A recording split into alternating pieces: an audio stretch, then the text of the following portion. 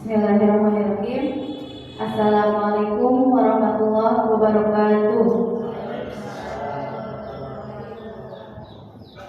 Innal hamdalillah nahmaduhu wa nasta'inuhu wa nastaghfiruh. Asyhadu an la ilaha illallah wa asyhadu an la syarika lah. Pertama-tama marilah kita panjatkan puji beserta syukur kepada Allah Subhanahu wa taala di mana pada hari ini kita bisa berkumpul dalam acara diseminasi budaya positif oleh saya sendiri Cucu Nur Hasanah, di mana kegiatan ini adalah merupakan salah satu tugas dari guru penggerak aksi nyata modul 1.4. Sholawat serta salam marilah kita panjatkan kepada junjungan kita semua Habibana wa Nabiyana Muhammad Sallallahu Alaihi Wasallam.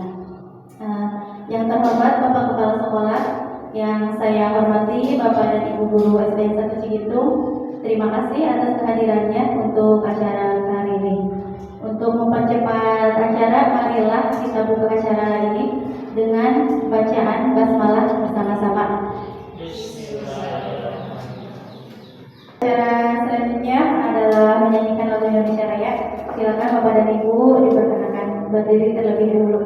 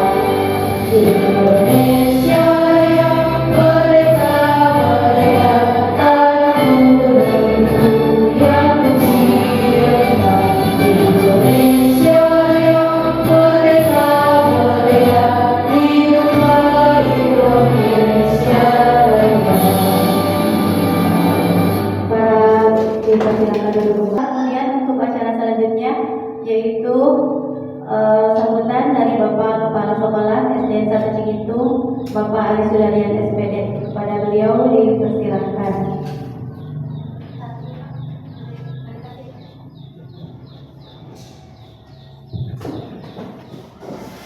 Bismillahirrahmanirrahim.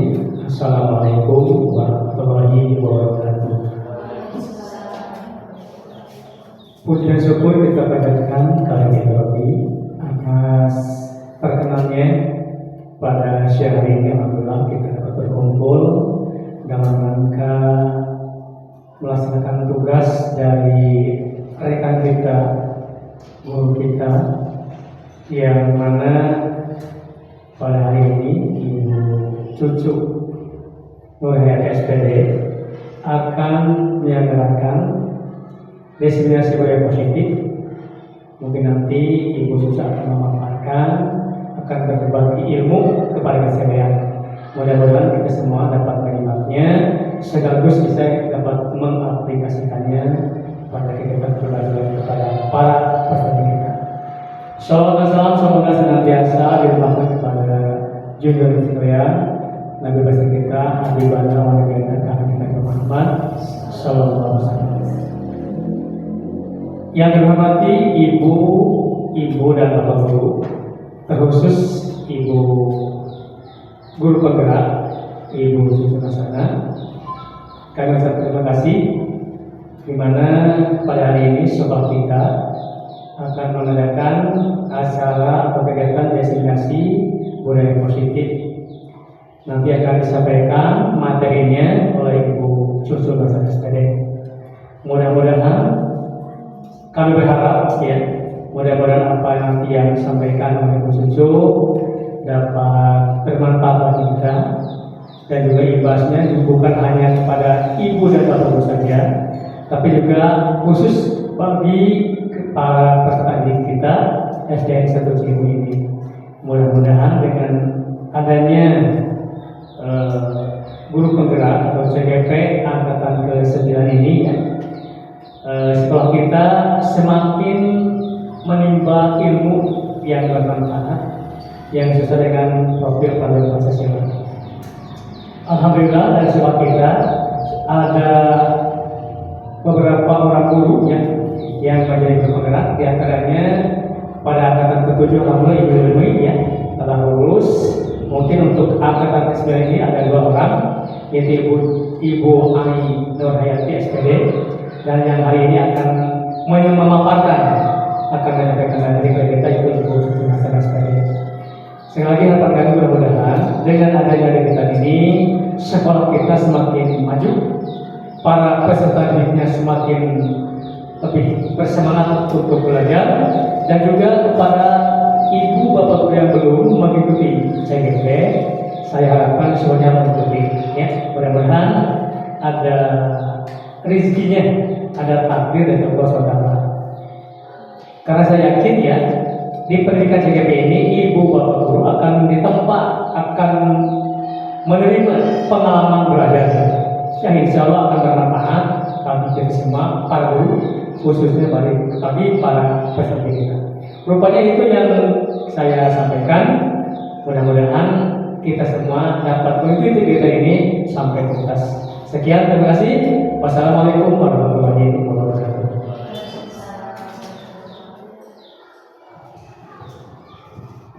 Saya ucapkan terima kasih kepada Bapak Kepala Sekolah yang telah memberikan sambutannya dan juga dukungan kepada kami sebagai calon guru penggerak angkatan 9 ini. Mudah-mudahan di angkatan selanjutnya Bapak dan Ibu yang belum bisa mengikuti juga seperti kami. Insya Allah ada kita saya itu resep upami mah seilmuna hayu pagangan nanti itu lagi bobot. Ya. Sebelum pembelajaran biar tidak mengantuk karena ini sudah siang, kita ice cream terlebih dahulu Pak. Silakan Bapak dan Ibu berdiri terlebih dahulu, kita melakukan ice cream sebelum pemaparan materi biar tidak mengantuk. Music for a child's heart, body and mind. A Ram Sam Sam from the CD Action Fun Dance by the Learning Station. Arms up high, reach for the sky. Let's sing along to the silly, silly Ram Sam song. Oh, Ram Sam Sam, oh, Ram Sam Sam, ooey, ooey, ooey, ooey, ooey, Ram Sam Sam, oh, Ram Sam Sam, oh, Ram Sam Sam, ooey, ooey, ooey, ooey, ooey, Ram Sam Sam, oh, ooey, ooey, ooey, ooey, ooey, Ram Sam Sam.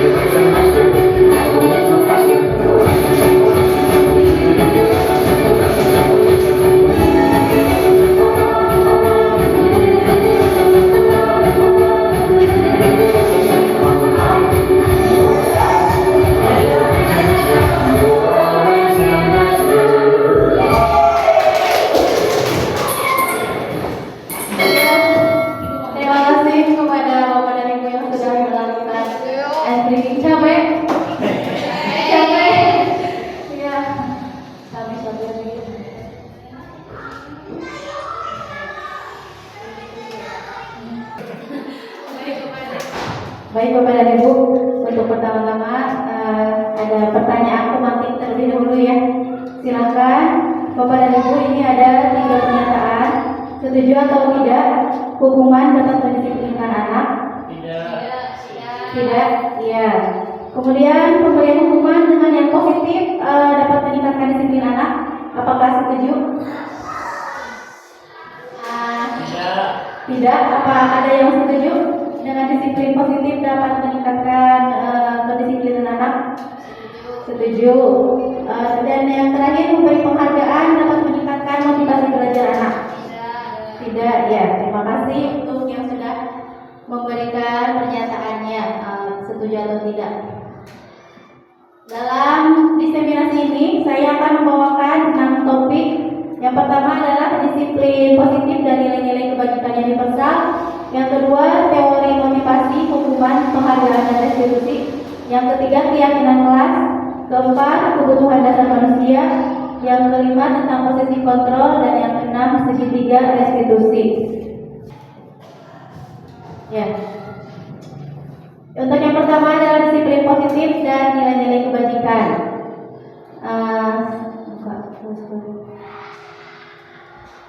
Baiklah Bapak dan Ibu, kita akan melakukan paradigma terlebih dahulu. Kita akan melakukan kegiatan kepalan tangan. Silahkan kepalkan tangan Bapak dan Ibu. Dua-duaan ya, boleh berdua-berdua.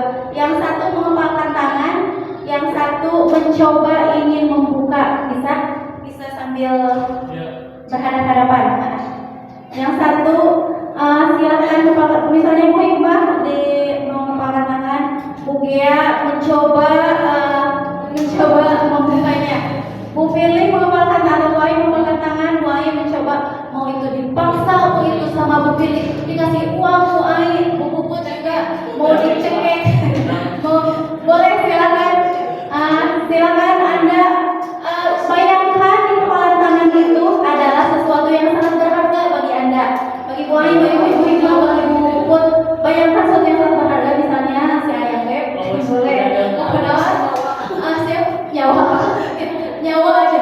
Bayangkan sesuatu yang sangat berharga, boleh itu misalnya emas, berlian atau apapun. Dan Pak Ganjar maupun Bu Firly untuk dia ingin mencoba merebutnya. Silakan coba kumaha carana kepada Bu Firly.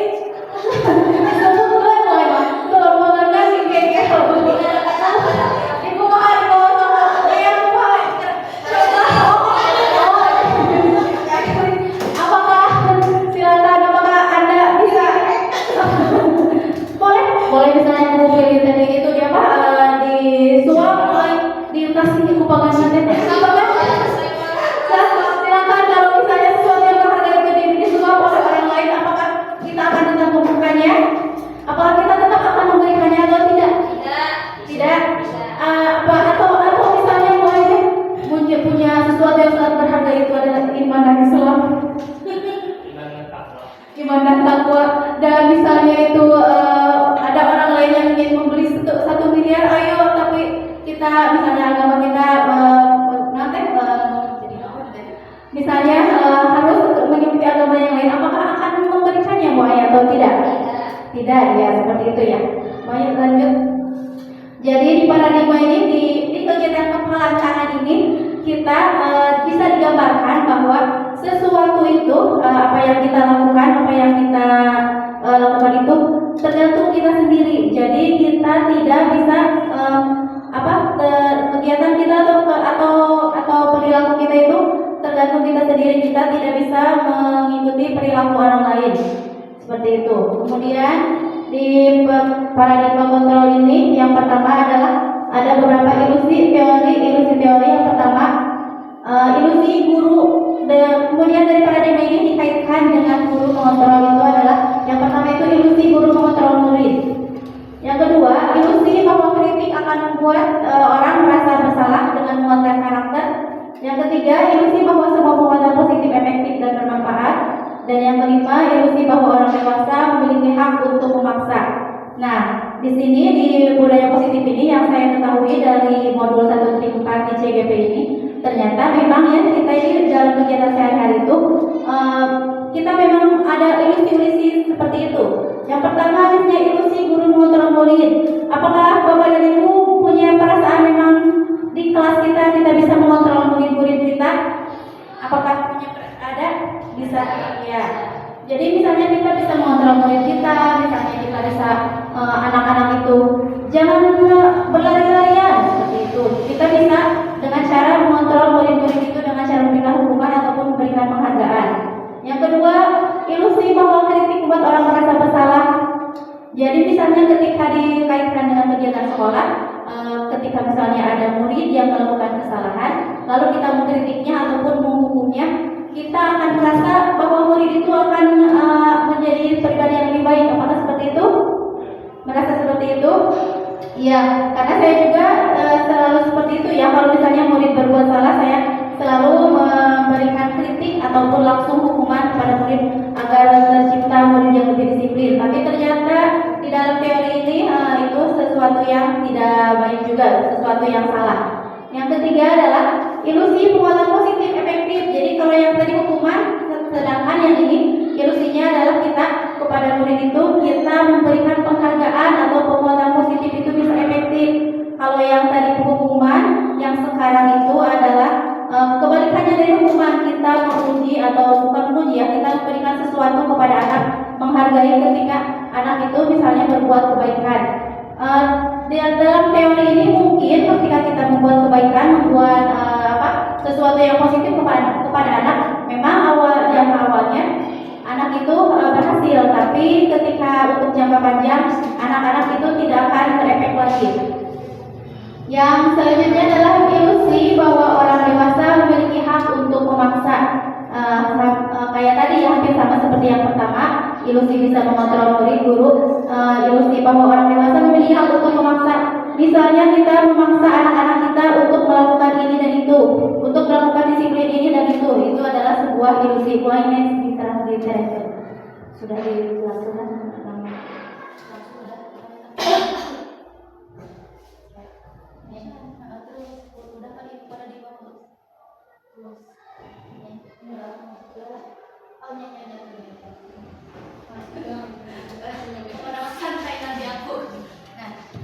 Nah, di sini siapa sesungguhnya yang memiliki kontrol dari stimulus respon dan juga teori kontrol pilihan. Kalau stimulus respon kita mencoba mengubah orang agar berpandangan sama dengan kita.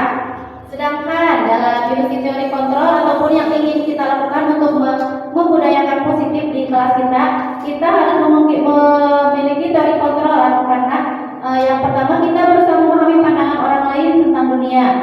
Yang kedua, perilaku buruk dilihat sebagai suatu kesalahan. Sedangkan pada teori kontrol, semua perilaku memiliki tujuan. Yang ketiga, orang lain bisa mengontrol saya. Sedangkan seperti tadi, kegiatan kepala tangan, hanya kita sendiri yang bisa mengontrol diri kita. Yang keempat, saya bisa mengontrol orang lain. Untuk teori kontrolnya itu padahal kita tidak bisa mengontrol orang lain. Yang selanjutnya, pemaksaan ada pada saat menunjukkan gagal. Kolaborasi atau konsensus menciptakan pilihan-pilihan baru. Yang selanjutnya yang terakhir adalah model berpikir menang kalah. Sedangkan pada teori kontrol atau teori pilihan itu model berpikir menang-menang. Selanjutnya adalah kita akan membicarakan tentang disiplin. Menurut Bapak dan Ibu biasanya apa sih disiplin itu berhubungan dengan apa? Peraturan. Berhubungan dengan misalnya, contohnya disiplin itu apa? Misalnya itu sesuatu yang datang tepat waktu, sesuatu yang memang diharuskan ya. Disiplin itu memang sesuatu yang diharuskan atau orang lain mengontrol kemampuan kita. Misalnya perilaku kita itu adalah disiplin. Disiplin itu berasal dari kata disiplina yang artinya belajar. Tetapi ketika di dalam budaya kita, disiplin ini telah berubah menjadi sesuatu yang dilakukan seseorang kepada orang lain untuk mendapatkan kepatuhan. Jadi disiplin itu kalau di budaya kita itu malah lebih cenderung kepada suatu pemaksaan ya untuk mendapatkan kepatuhan. Dan itu biasanya kita lakukan di sekolah-sekolah kita. Nah Next one. Nah, untuk menciptakan budaya-budaya positif ini kita harus mempunyai nilai-nilai kebajikan universal. Nilai-nilai kebajikan universal itu biasanya nilai-nilai kebaikan yang kita tidak tergantung kepada ras atau agama tertentu. Itu adalah suatu nilai-nilai yang memang baik, yang memang diakui oleh seluruh dunia. Misalnya nilai-nilai kebajikan ini ada di dalam profil pelajar Pancasila. Siapa yang tahu profil pelajar Pancasila apa saja Pak kalian? Yang pertama, beriman dan bertakwa. Beriman atau bertakwa kepada Tuhan Yang Maha Esa, ya. Kemudian yang membuat oleh gotong royong, baik, mandiri, bernalar kritis, hikmah, dan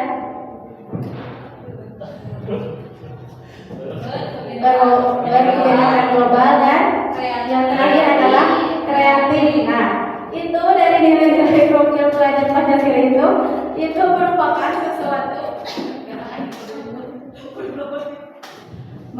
sesuatu yang contoh nilai-nilai kebajikan universal.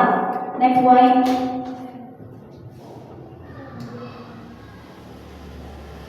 Kita lanjut ke pembahasan selanjutnya adalah teori motivasi, hukuman, dan restitusi.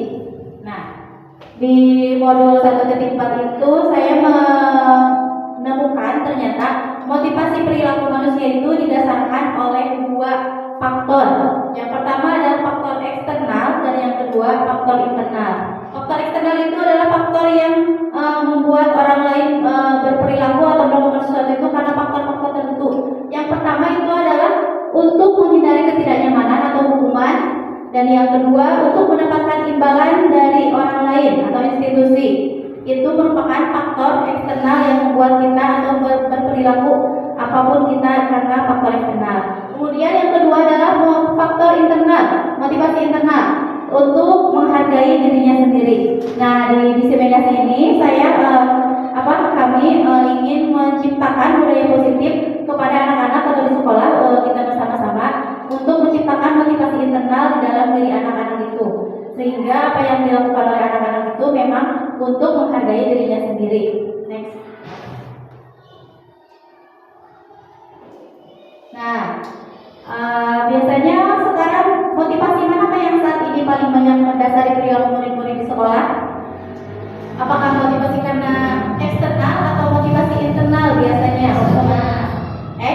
Eksternal ya, biasanya karena memang murid itu melakukan sesuatu karena memang yang pertama takut kita hukum, atau juga misalnya murid itu melakukan tugas yang kita berikan ataupun disiplin tepat waktu karena memang ingin mendapatkan penghargaan atau hadiah, misalnya untuk nanti di akhir kita akan mendapatkan hadiah yang diumumkan. Itu memang kebanyakan untuk saat ini motivasi yang paling banyak adalah perilaku murid itu adalah motivasi eksternal.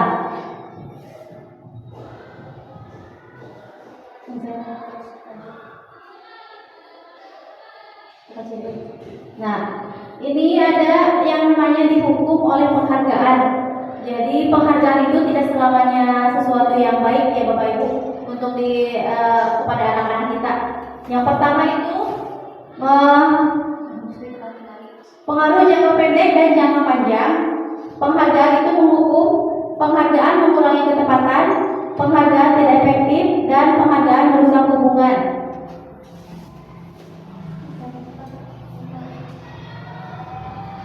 Penghargaan menurunkan kualitas, penghargaan mematikan kreativitas, dan penghargaan mengurangi motivasi intrinsik.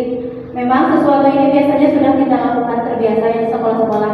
Kita memberikan penghargaan kepada anak-anak kita, misalnya dengan di kelas kita dengan memberikan permen, ataupun misalnya kita memberikan bintang kepada anak-anak yang misalnya sudah berperilaku dengan yang kita mau. Ternyata seperti itu memang untuk awal-awal memang bagus ya, kita merasakan bagus, tapi ternyata seperti itu memang tidak diharuskan, tidak dianjurkan. Bagaimana caranya kalau misalnya kita tidak boleh melakukan hubungan ataupun penghargaan kepada anak-anak? Kita harus menerapkan budaya positif untuk menghargai dirinya sendiri itu yang tadi. Kemudian juga kita bisa mengapresiasi kebajikan-kebajikan yang murid kita lakukan. Contohnya yang pertama, beri pengakuan secara khusus, kemudian beri pengakuan secara pribadi, beri pengakuan kepada semua murid, beri pengakuan secara konsisten, dan fokus pada proses. Untuk contohnya bisa kita lihat di seperti ini. Contoh, kemarin Ibu perhatikan rasa empatimu besar sekali pada saat menolong murid baru di kelas kita.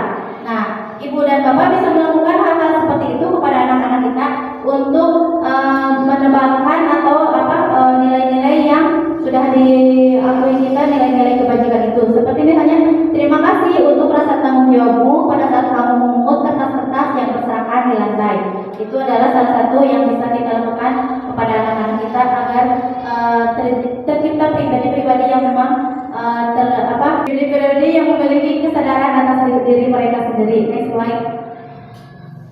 Nah, selanjutnya adalah hukuman dan konsekuensi.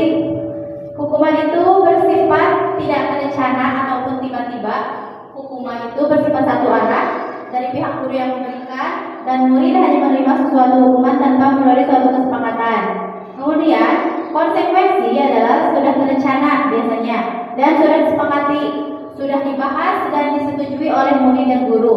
Umumnya bentuk konsekuensi dibuat oleh pihak guru dan murid sudah mengetahui sebelumnya.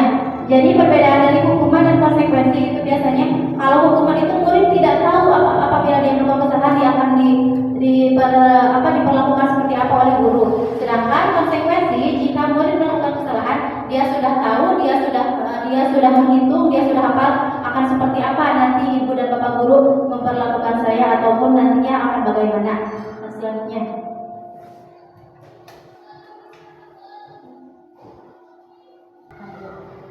Nah, ini contoh tindakan guru dalam memberikan hukuman ataupun konsekuensi. Yang pertama, yang kecil hukuman.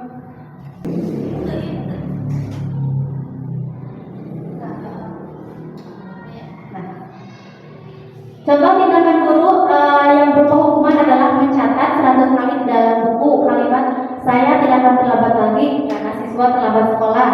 Contoh hukuman yang lain adalah misalnya murid disuruh tidak menggunakan sepatu seharian di sekolah karena tidak mengenakan sepatu hitam.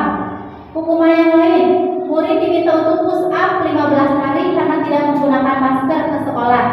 Sedangkan untuk contoh konsekuensi adalah menggantikan kertas tugas teman yang telah dicoret-coret, kemudian membersihkan tumpahan air di meja tulis karena tersenggol pada saat belajar, dan yang selanjutnya adalah lari mengelilingi lapangan basket 2 kali karena terlambat 10 menit untuk pelajaran PJOK.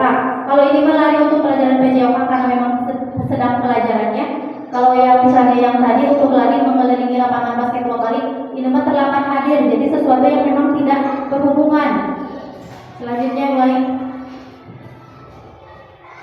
Nah, perbedaan hukuman dan konsekuensi. Kalau hukuman itu sesuatu yang menyakitkan harus terjadi. Konsekuensinya sesuatu harus terjadi. Yang kedua, hukuman itu membuat anak sakit, mau fisik maupun hati untuk jangka waktu yang lama. Kemudian untuk konsekuensi membuat anak merasa tidak nyaman dalam jangka waktu pendek. Yang ketiga, anak membenci kedisiplinan untuk hukuman. Sedangkan untuk konsekuensi, anak menghargai kedisiplinan. Yang selanjutnya, konsep diri yang buruk, konsep diri yang baik. Anak belajar untuk menyembunyikan kesalahan. Jika anak terus-terusan dihukum karena takut, pasti dia akan menyembunyikan kesalahan. Kalau konsekuensi, anak belajar untuk mematuhi peraturan. Terus misalnya untuk hukuman ada rasa marah, rasa bersalah, dipermalukan dan merasa tak dihargai. Sedangkan untuk konsekuensi biasanya anak itu kehilangan hak, dibuat tidak nyaman, diasingkan untuk sementara waktu. Itu perbedaan hukuman dan konsekuensi. Nah, selain hukuman dan konsekuensi, kita bisa melakukan hal yang namanya restitusi. Apabila anak kita, murid kita melakukan kesalahan, tidak hanya hukuman dan konsekuensi, tetapi kita ada yang namanya restitusi. Restitusi itu adalah proses menciptakan kondisi bagi murid untuk memperbaiki kesalahan mereka, sehingga mereka bisa kembali pada kelompok mereka dengan karakter yang lebih kuat. Restitusi juga merupakan proses kolaboratif yang mengajarkan murid untuk mencari solusi untuk masalah mereka dan membantu murid berpikir tentang orang seperti apa yang mereka inginkan dan bagaimana mereka harus memperlakukan orang lain. Itu adalah restitusi. Untuk selanjutnya adalah ada ciri-ciri restitusi, ada 9 ciri restitusi. Yang pertama, bukan untuk menebus kesalahan, namun untuk belajar dari kesalahan. Yang kedua, memperbaiki hubungan. Yang ketiga, ada tawaran, bukan paksaan. Yang keempat, restitusi menuntut anak untuk melihat ke dalam diri. Yang kelima, restitusi mencari kebutuhan dasar yang mendasari tindakan. Yang keenam, restitusi diri adalah cara yang paling baik. Yang ketujuh, restitusi fokus pada karakter bukan tindakan. Yang kedelapan, restitusi fokus pada solusi. Yang terakhir adalah restitusi mengembalikan murid yang berbuat salah pada kelompoknya. Dilanjut, selanjutnya merupakan materi tentang keyakinan kelas. Ya, keyakinan kelas itu. Nah, mengapa tidak peraturan? Mengapa harus keyakinan?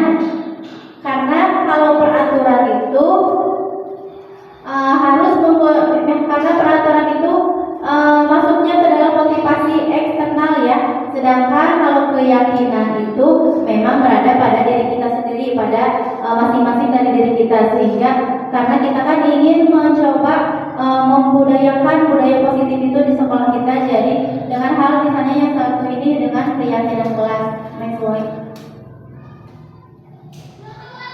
Nah, dengan peraturan, bedanya peraturan dengan keyakinan itu biasanya peraturan seperti tadi ya, peraturan itu hanya dilakukan oleh guru saja, tidak dengan kesepakatan murid. Sedangkan keyakinan kelas itu bisa dibuat dengan semua warga kelas bisa memberikan pendapatnya kemudian disepakati. Jadi tidak hanya oleh guru saja. Nah, dari peraturan kelas ini kita bisa membuat suatu keyakinan kelas yang lebih baik dari peraturan kelas, yaitu keyakinan kelas. Ketika keyakinan kelas sudah kita lakukan, sudah kita buat, kemudian kita akan menumbuhkan lingkungan yang positif di kelas kita. Apabila lingkungan itu sudah positif, maka insya Allah selanjutnya akan tumbuh menjadi budaya yang positif. Seperti itu. Next, mau terus lanjut. Nah, contoh ini peraturan dan keyakinan. Oh iya, keyakinan kelas, keyakinan kelas juga biasanya adalah merupakan sesuatu hal-hal yang tadi yang disepakati, nilai-nilai universal yang disepakati. Contoh, selalu kembalikan buku ke tempatnya, peraturan kelas. Kalau keyakinan kelas itu adalah tanggung jawab. Misalnya dilarang mengganggu orang lain, berarti keyakinan kelasnya menghormati orang lain. Hadir di sekolah 15 menit sebelum pembelajaran dimulai, menghormati orang lain, berkomitmen. Kemudian dilarang melakukan kekerasan, keselamatan, atau menghormati orang lain. Next. Nah, kita masuk ke materi kebutuhan dasar manusia. Kebutuhan dasar kita sebagai manusia itu dilihat ada 5 kebutuhan dasar kita sebagai manusia. Yang pertama, kebutuhan bertahan hidup. Yang kedua, kebutuhan rasa kasih sayang dan rasa diterima. Yang ketiga, penguasaan. Yang keempat, kesenangan. Dan yang kelima, kebebasan. Dari kelima kebutuhan dasar itu, kita harus bisa memenuhinya semuanya. Kelima kebutuhan dasar itu tidak bisa terkecuali. Cara memenuhi kebutuhan dasar itu ada bisa yang memakai hal-hal positif, tapi ada juga yang menggunakan hal-hal yang negatif untuk memenuhi suatu kebutuhan dasar itu. Nah, yang pertama kebutuhan bertahan hidup. Kebutuhan ini atau survival adalah kebutuhan yang bersifat fisiologis untuk bertahan hidup. Ini semua orang harus pasti. Misalnya kesehatan, rumah, makanan. Komponen fisiologis ini meliputi kebutuhan akan perasaan aman. Selanjutnya, untuk kebutuhan hidup merasa kasih sayang dan rasa diterima, yaitu kebutuhan akan hubungan dan koneksi sosial. Kebutuhan untuk memberi dan menerima kasih sayang, dan kebutuhan untuk merasa menjadi bagian dari suatu kelompok. Keinginan untuk tetap terhubung dengan orang lain. Ini adalah kebutuhan tentang kasih sayang dan ingin rasa diterima. Kalau misalnya kita di dalam suatu kelompok orang lain asik ngobrol sedangkan kita sendiri tidak diajak, apakah kebutuhan rasa kasih sayang kita terpenuhi? Tidak, ya. Jadi seperti itu ya. Itu adalah kebutuhan rasa kasih sayang. Selanjutnya, yang ketiga adalah kebutuhan akan penguasaan ataupun kemampuan. Jadi kebutuhan dengan penguasaan ini sesuatu yang terampil, kompeten, dan diakui atas prestasi atau keterampilan kita dan didengarkan dan memiliki rasa harga diri. Jadi kebutuhan pengakuan atas kemampuan ini biasanya anak-anak itu ingin selalu menjadi pemimpin. Contohnya di kelas, misalnya kan suka ada misalnya anak-anak yang kita siapa di sini yang mau memimpin doa, ada yang ini, ada yang saya pun. Nah, berarti anak itu memang memiliki penguasaan, ingin kebutuhan penguasaan. Selanjutnya adalah kebebasan. Kebebasan di sini adalah kebutuhan seseorang untuk memilih sesuatu. Jadi dia tidak dipaksa oleh orang lain, dia melakukan hal-hal ataupun perilakunya itu didasarkan oleh dirinya sendiri. Selanjutnya dan yang terakhir adalah kebutuhan akan kesenangan. Nah, kebutuhan akan kesenangan ini untuk mencari kesenangan misalnya dengan bermain, dengan tertawa. Misalnya bayangkan kehidupan kita yang memang nikmat, misalnya bari kopi, sambil dengan musik, itu mungkin sesuatu yang kesenangan itu. Anak-anak dengan kebutuhan dasar kesenangan yang tinggi biasanya ingin menikmati apa yang dilakukan.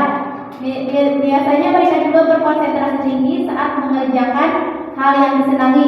Mereka suka permainan dan suka mengoleksi barang, suka bergurau, suka melucu dan juga mengemaskan. Bahkan saat mereka bertingkah buruk, mereka masih terlihat lucu. Memang suka ada ya Pak di kelas-kelas kita anak yang memang suka nanti lucu gitu, masih masih ngelepik dan teman-temannya itu menertawakan dan teman-temannya pun ikut menertawakan. Jadi memang dia merasa kebutuhan kesenangan itu seperti itu. Selanjutnya ini ada salah satu kasus, contoh kasus. Ibu Adi, boleh dibacakan oleh Bu Hikmah? Bu Hikmah boleh baca?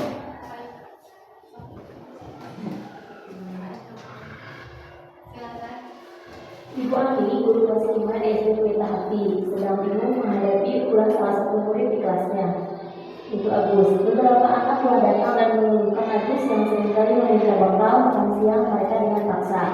Jika Anda menghadapi situasi seperti Ibu Ani, apa yang akan Anda lakukan? Menurut Anda kira-kira apa alasan Agus melakukan hal itu? Terima kasih kepada Bu Hikmah yang sudah membacakan salah satu contoh kasus tentang kebutuhan dasar manusia. Ya, jadi salah satu kasus ini ada murid yang bernama Agus. Dia suka meminta makanan, bekal makan pada teman-teman yang lain. Padahal dia juga sama bekal makan. Jadi kira-kira apa ya yang kebutuhan Agus?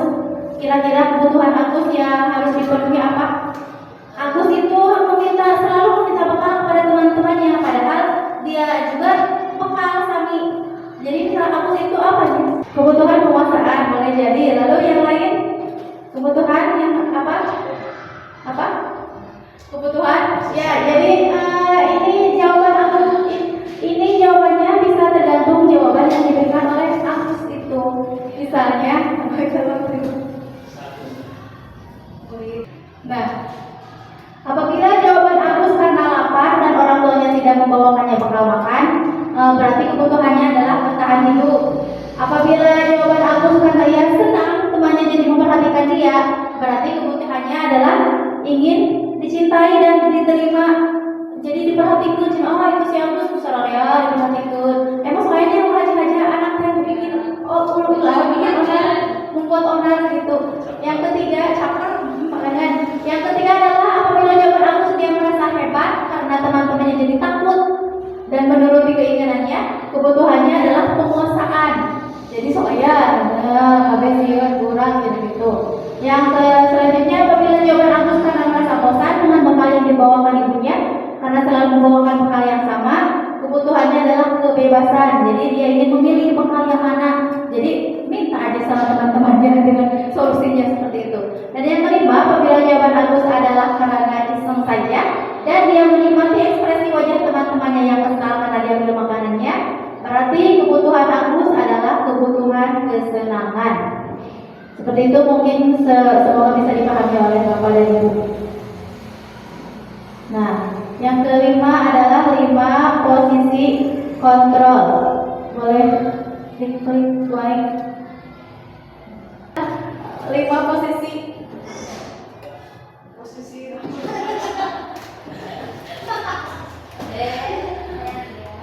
Bahasa selanjutnya adalah 5 posisi kontrol sebagai guru. Kita bisa melihat 5 posisi kontrol guru ini dalam video berikut ini.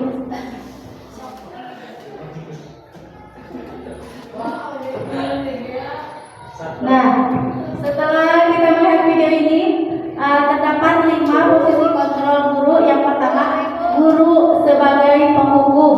Yang kedua, pembuat rasa bersalah. Yang ketiga, guru sebagai teman kontrolnya. Yang keempat, guru sebagai pemantau. Dan yang terakhir, guru sebagai manajer. Jadi, posisi kontrol guru sebagai penghukum biasanya guru itu melakukan kata-kata yang memang marah, terus menunjuk-nunjuk, menyakiti dan menyindir. Biasanya berceramah dan kemudian biasanya dengan ditujukan dengan kata-kata, kalau kamu tidak melakukannya, awas ya, rasakan.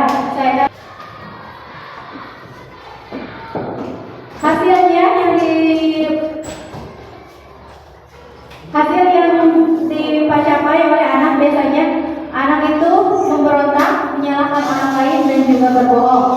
Kemudian untuk posisi guru kontrol guru sebagai pembuat rasa bersalah biasanya menggunakan kata-kata yang ramah, misalnya berceramah dan mengatakan seharusnya kamu berbuat seperti ini, ibu kecewa ya pada kamu, seperti itu. Yang ketiga, sebagai teman, posisi kontrol guru sebagai teman biasanya membuatkan alasan-alasan untuk muridnya. Sebagai teman biasanya kita lebih bebas murid kepada kita. Biasanya sebagai teman ini ada hal baik dan juga ada hal positifnya. Ada hal baik, mungkin teman itu menjadi posisi sebagai teman itu murid menjadi dekat dengan kita. Sedangkan hal negatifnya itu murid itu menjadi tergantung kepada kita, ketergantungan kepada guru. Dan selanjutnya adalah posisi kontrol guru sebagai pemantau. Sebagai pemantau itu menghitung dan mengukur.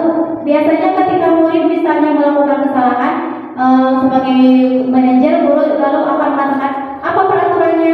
Apakah kamu tahu apa yang akan selanjutnya apabila kamu tidak melakukan ini dan itu? Dan yang terakhir adalah posisi guru sebagai manajer. Biasanya sebagai manajer itu mengajukan pertanyaan-pertanyaan. Apa yang kita yakini? Apa yang bisa kamu kerjakan untuk memperbaiki masalah ini?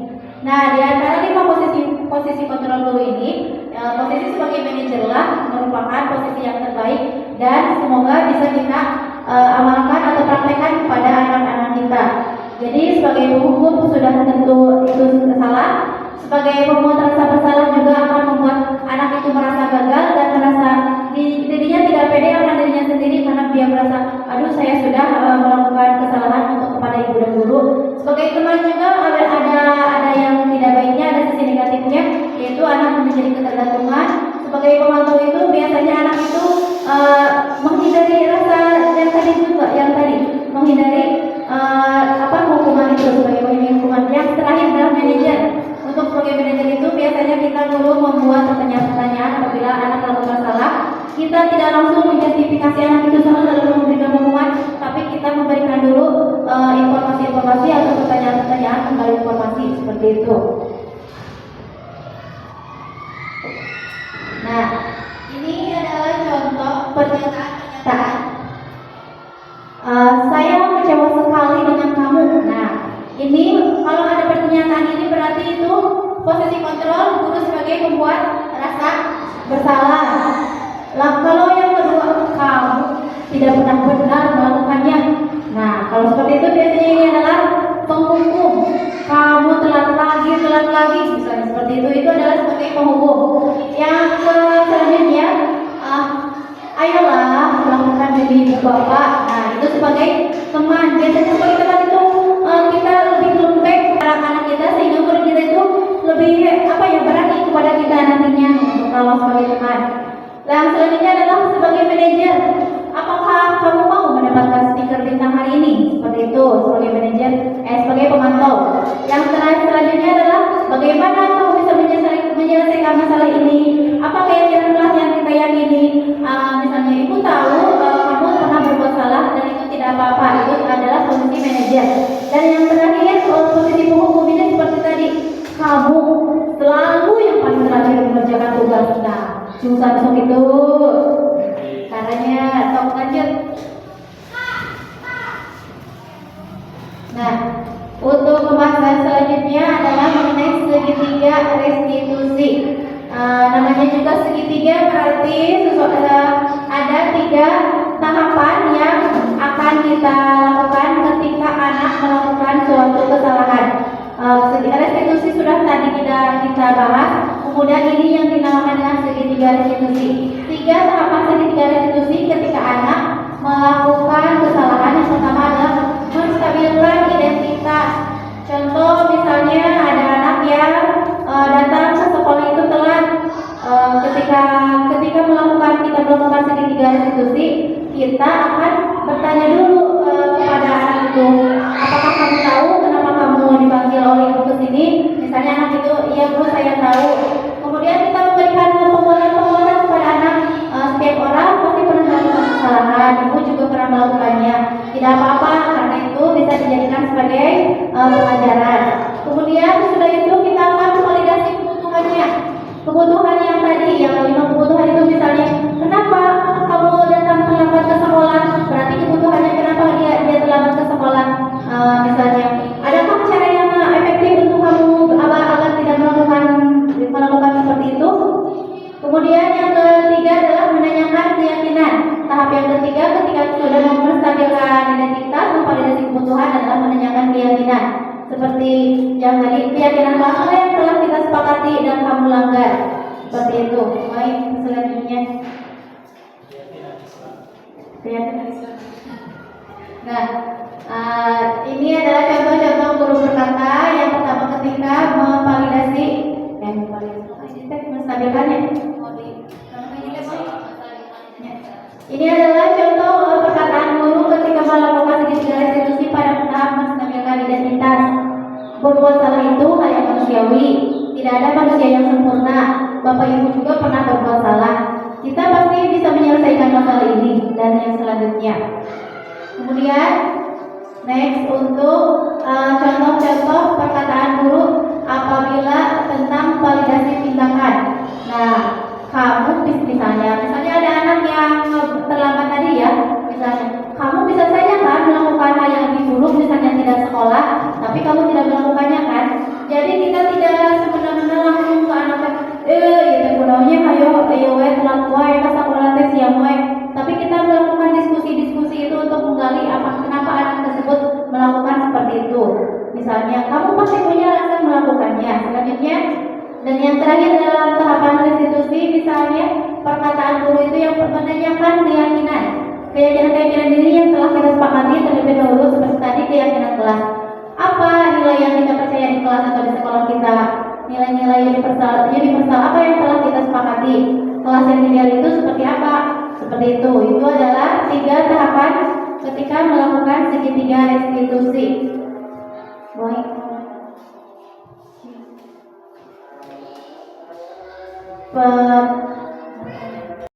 Inilah contoh penerapan segitiga restitusi yang pernah saya lakukan dengan anak-anak di kelas 5.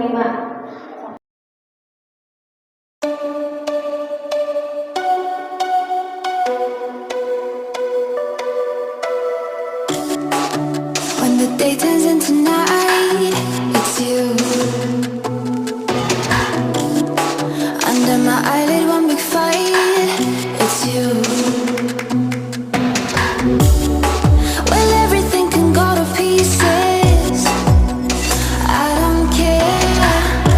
As long as you're there.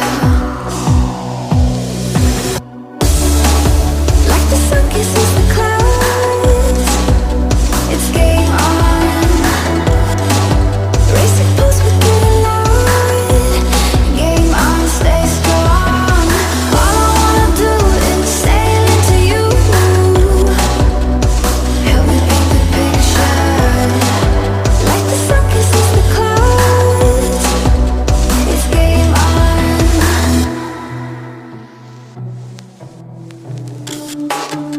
I'm a clenched fist in the rain for you.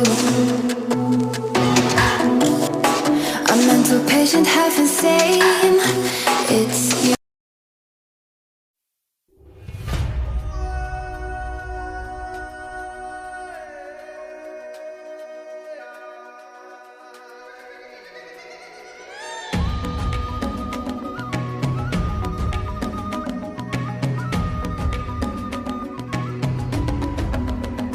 Bangun dan bukalah matamu, saatnya meraih mimpimu. Arahkan pandangan ke depan, Tuhan kan menuntunmu. Sadarilah masa berganti, tantangan kan kita hadapi.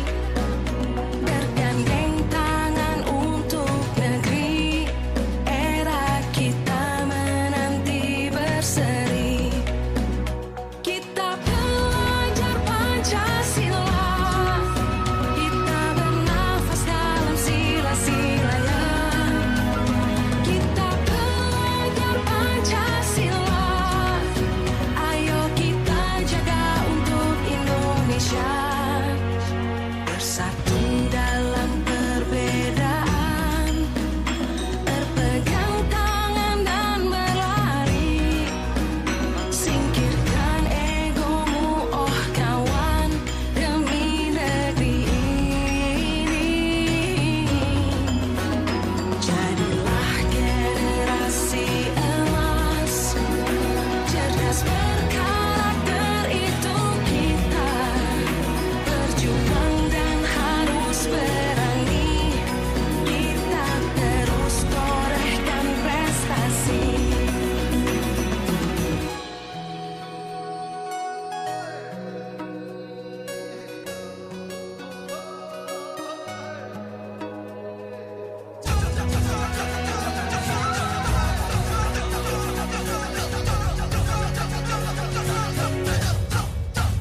Kita belajar Pancasila, kita bernafas dalam sila-silanya.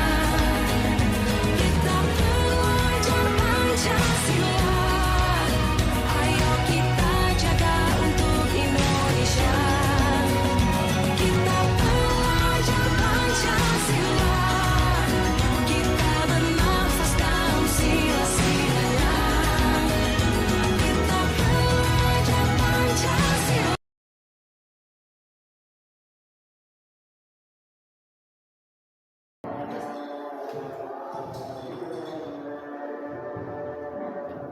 Nah, baik Bapak dan Ibu, alhamdulillah materi dari pertama sampai akhir sudah dilakukan. Dan yang kegiatan terakhir adalah merefleksi tentang kegiatan ini. Saya ingin bertanya kepada Bapak dan Ibu, hal baru apa yang mengubah paradigma yang saya dapatkan setelah melakukan diseminasi ini? Assalamualaikum warahmatullahi wabarakatuh. Terima kasih kepada Ibu Cucu.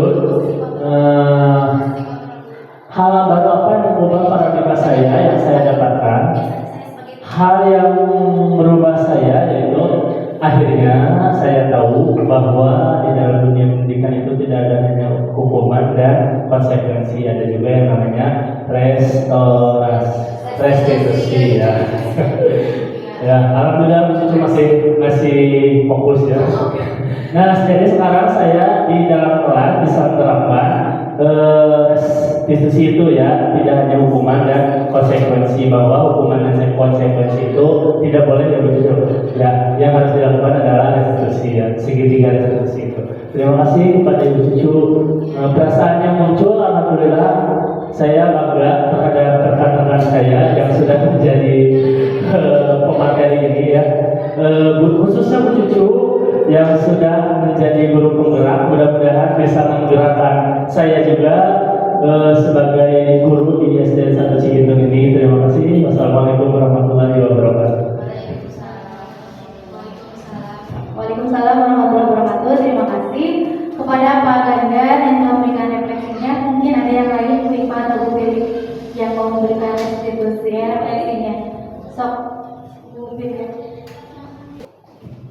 Iya, untuk refleksi yang kedua bisa dilakukan oleh Ibu Pili. Silahkan apa yang Bu Pili paradigma Pak yang mendapatkan. Assalamualaikum warahmatullahi wabarakatuh. Setelah saya melakukan diseminasi ini, saya telah mengetahui tentang 5 kontrol posisi guru. Saya sendiri di kelas sering memposisikan sebagai teman, ternyata itu kurang baik. Yang terbaik seharusnya saya memposisikan diri sebagai manajer. Ya, terima kasih. Terima kasih kepada Bu Pili yang sudah melakukan refleksi untuk kegiatan hari ini. Alhamdulillah, semoga terima kasih kepada Pak Gangan dan Bu Pili yang sudah memberikan refleksinya mengenai kegiatan hari ini. Semoga dengan adanya kegiatan diseminasi ini memberikan manfaat untuk saya sendiri khususnya, untuk teman-teman juga umumnya, dan kita bisa mengaplikasikannya untuk anak-anak kita, terutama di sekolah kita SDN 1 Cigintu. Saya mengucapkan banyak-banyak terima kasih atas kehadiran Bapak Kepala Sekolah dan rekan-rekan Ibu Bapak Guru di SDN 1 Cigintu. Terima kasih dan wassalamualaikum warahmatullahi wabarakatuh.